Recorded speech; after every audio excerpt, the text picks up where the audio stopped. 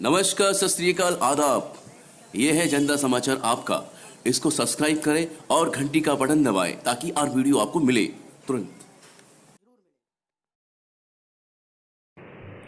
मीरा बेंदर में आज आए उत्तर प्रदेश के सांसद श्री संगमलाल गुप्ता जी। उन्होंने पूरी नीलेश सोनी युवा नेता नीलेश सोनी की पूरी टीम के साथ मुलाकात करी और इस मौके पर कुछ भाजपा के नगर सेवक भी थे। आगे देखिए हमारी खास रिपोर्ट, उन्होंने क्या कहा। इसी बातचीत के दौरान उन्होंने युवा नेताओं से बात करी और कोविड जैसी महामारी से कैसे लड़ा जाए, इसके लिए नीलेश सोनी और उनकी टीम के साथ सलाह मशवरा भी किया।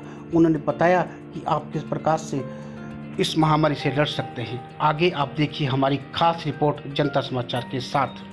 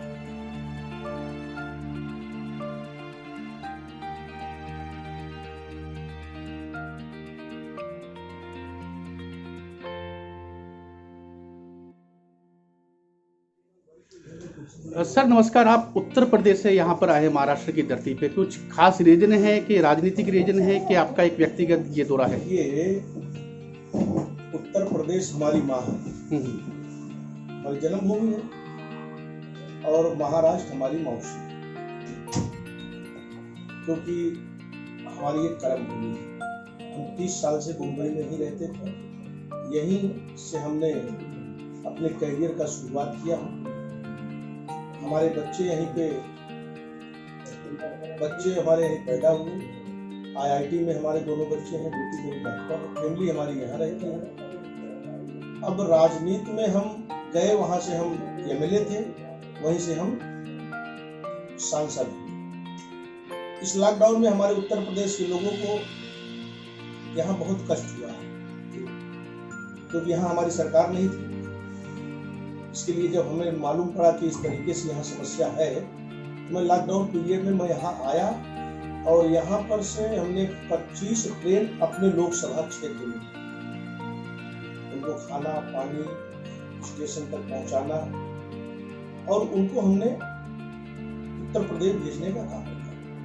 हमारी सारी टीम लगी हुई थी, क्योंकि हम यहाँ 30 सालों से रहते थे, इसके लिए उसका हमें लाभ भी मिला।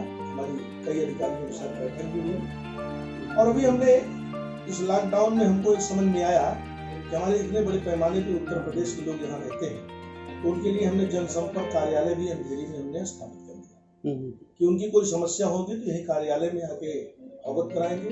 चाहे दिल्ली की समस्या होगी तो हमारा दिल्ली कार्यालय से सॉर्ट आउट हो जाएगा, चाहे उत्तर प्रदेश की उनकी कोई समस्या होगी तो उत्तर प्रदेश से, और महाराष्ट्र में तो हम रहते ही थे, तो यहाँ उनकी समस्या जो होगी, हमारे जो भारतीय जनता पार्टी के कार्यकर्ता हैं, हमारे भारतीय जनता पार्टी के जिला अध्यक्ष हैं, सोनी जी हैं, हमारे बहन नगर सेवकिया हैं, हमारे और दूसरे नगर सेवक हैं बैठे हुए, गोयल जी हैं, दूसरे दिनेश जी हैं।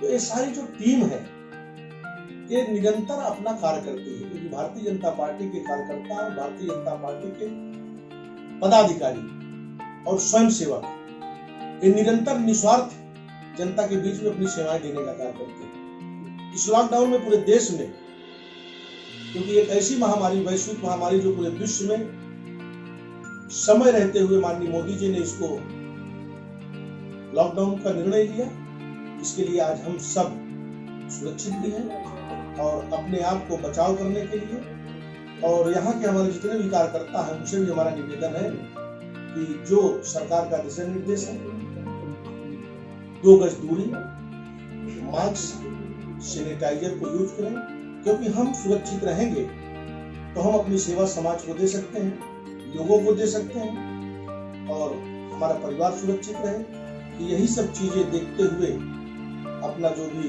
व्यवसाय है कार्य करें, मगर पहली प्राथमिकता है कि अपन कैसे बचें और कैसे हम स्वस्थ रहें, क्योंकि जीवन आपका अमूल्य है और अमूल्य जीवन को स्वस्थ रहें, निरोग रहें, ऐसी मैं कामना करता हूं हमारे इस क्षेत्र के जनता से भी और हमारे भारतीय जनता पार्टी के पदाधिकारी और भारतीय जनता पार्टी के हमारे जो नगर सेवक हैं, जो कार्यकर्ता हैं, उनसे भी मैं यही निवेदन करता हूं कि वो सारे चीजों को पालन करते हुए, क्योंकि अब कोरोना हमारे जीवन का एक अंग बना हुआ है इस वैश्विक महामारी में, इसके लिए उसको सुरक्षा को ध्यान में रखते हुए समय समय पे अपना सैनिटाइजर, साबुन से हाथ धोना, मास्क इस्तेमाल करना, 2 गज की दूरी बना के रखना, क्योंकि अब हमको ही करना पड़ेगा।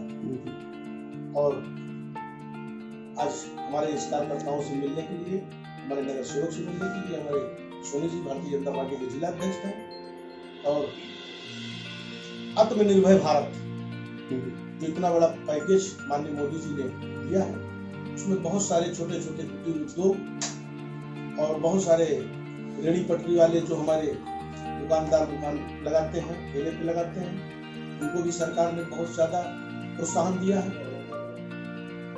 करोड़ों में कि उनको 10-10 हजार रुपए का पैकेज दिया गया है कि अपने छोटे छोटे व्यवसाय को पुनः चालू कर सकें।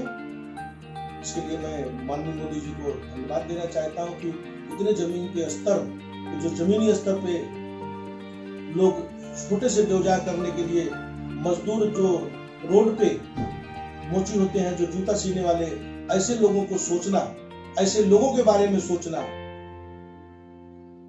माननीय मोदी जी खुद भी एक गरीब परिवार में जन्मे थे, इसके लिए आज देश की जनता ने दोबारा एक ऐतिहासिक जीत देकर दोबारा प्रधानमंत्री उनको बनाने के लिए इस देश की 125 करोड़ जनता ने पुनः निर्णय लिया और 2014 में उससे ज्यादा बहुमत के साथ इस देश की जनता ने उनको चुना है।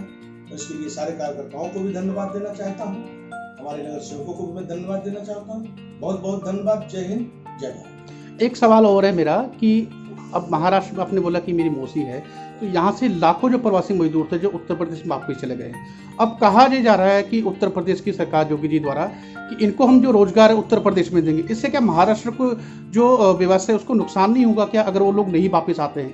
देखिए, वो तो यहाँ की सरकार को सोचना है। यहाँ के जो लोग हमारे उत्तर प्रदेश के रहते थे, जिस कष्ट से यहाँ से गए हुए, अब हमारे लोग हैं तो हम उनको रोजगार देंगे, हम उनको वहां काम करने का साधन देंगे। हमारी सरकार माननीय योगी जी निरंतर उस पर मीटिंग ले रहे हैं और यहाँ से जो लोग गए उनको राशन का किट दिया गया है, उनको 1000-1000 रुपए भी उनके खाते में दिया गया है और निरंतर उस पर बैठक हो रही है कि मनरेगा का मजदूरी भी बढ़ा दिया गया है, उसका पैकेज भी सरकार ने बढ़ा दिया है। तो लोग वहां करना चाहेंगे तो वहां करेंगे और यहाँ आएंगे तो यहाँ जो लोगों को यहाँ रहने का रूम है, घर है, सब लोग तो उसको छोड़ के तो जाएंगे नहीं, यहाँ भी लोग आएंगे ही। तो एक अंतिम सवाल है मेरा कि अब ये बोला जा रहा है कि जो सेंट्रल गवर्नमेंट ने जो फंड दिया था राज्य सरकारों को, अब जो महाराष्ट्र में जो खर्च हुआ है वो सिर्फ 7% हुआ कोविड के ऊपर, तो इस पे सरकार क्या करे कि खर्चा ही बहुत कम हो रहा है। आप देखिए जो आपने पैसा दिया वो खर्च तो हो नहीं रहा कोविड के ऊपर। एक आरटीआई लगाई थी, अनिल गागिल करके हैं, उन्होंने आरटीआई लगाई थी, सिर्फ 7% खर्चा हुआ है महाराष्ट्र में जो फंड आया है केंद्र सरकार से। देखिए, यहाँ पर जिस गठबंधन के तहत इस प्रदेश की जनता ने चुना है और आदमी कुर्सी की लालच के बदौलत कई ऐसे दलों को मिला के सरकार में इस देश की जनता की सेवा, हमारे बाला साहब ठाकरे जी हिंदुत्व को लेके पूरे देश में वो जाने जाते थे और निरंतर जिसको हम गाली देते थे, जिसको बाला साहब ठाकरे जी आज हम लोग के बीच में नहीं है, हम लोग हिंदुओं के शान थे। हमें मालूम है कि 93 में जब दंगा हुआ था हम अंधेरी में रहते थे, तो हमें तो गर्व है, मगर आज उनके ही परिवार के, उनके ही बेटे ने किस तरीके से जो कार्य किया है ये प्रदेश की जनता भी जान रही है कि अपने खुद के स्वार्थ के लिए और अपने विचारधारा के लोग नहीं होते हुए भी सरकार में शामिल होकर सरकार बनाए हैं, तो आज यहाँ की सरकार ने कंट्रोल नहीं किया। इसके लिए इतना लोग दहशत में भी हैं। इस वैश्विक महामारी की प्लानिंग नहीं है। आज 60,000 से ऊपर भी यहाँ केसेस, तो उसको तो केंद्र सरकार का काम है धन देना, प्रदेश सरकार का काम है कि जनहित में कितना अच्छा सुख सुविधा देना, तो प्रदेश सरकार का काम है ना। तो इनका दायित्व होता था कि इनको कोई प्लानिंग करें उसमें कि मजदूर कैसे भाग जा रहे हैं, कोरोना को कैसे कंट्रोल करना है, इस वैश्विक महामारी को कैसे नियंत्रण में लाना है, कैसे कम से कम लोग इससे प्रभावित हो। ये तो सरकार को प्लानिंग करना चाहिए। और उत्तर प्रदेश में 11,000-12,000 केसेस हैं। बाकी जहां भी हमारी सरकारें हैं आप वहां उठा के देख लीजिए कि कितने कम से कम। तो इसकी रणनीति तो सरकार को बनाना ही चाहिए था ना। अब सरकार ने रणनीति नहीं बनाया, इसके लिए आज इतने बड़े पैमाने पे यहाँ रोज केसेस बढ़ते जा रहे हैं। चलिए, अंत में अब नीलेश सोनी जी के साथ बैठे, तो नीलेश भाई के लिए 2 शब्द की आपके वो कार्यकर्ता भी है। देखिए, नीलेश सोनी जी एक अच्छे जमीन से जुड़े हुए भारतीय जनता पार्टी के कार्यकर्ता, यूथ के जिला अध्यक्ष, और ऐसे कार्यकर्ता को उनका मनोबल उत्पन्न हो, निरंतर लोगों की सेवाएं करते रहते हैं। इस लॉकडाउन में जहां किसी दल के लोग नहीं दिखे, वहां इनकी सारी टीम पूरे क्षेत्र में अपनी सेवाएं देने का कार्य किया। इसके लिए मैं नीलेश सोनी जी को धन्यवाद देता हूं कि निरंतर ऐसे अपनी सेवा कर देते रहे, क्योंकि भारतीय जनता पार्टी के जो भी कार्यकर्ता और पदाधिकारी वो एक समर्पण भाव से कार्य करते हैं, समर्पित होकर कार्य करते हैं। वैसे पुनः मैं नीलेश सोनी जी को धन्यवाद देता हूं कि निरंतर अपने कार्यकर्ताओं को लेके ऐसे ही निरंतर जनता की सेवा करते रहें। बहुत बहुत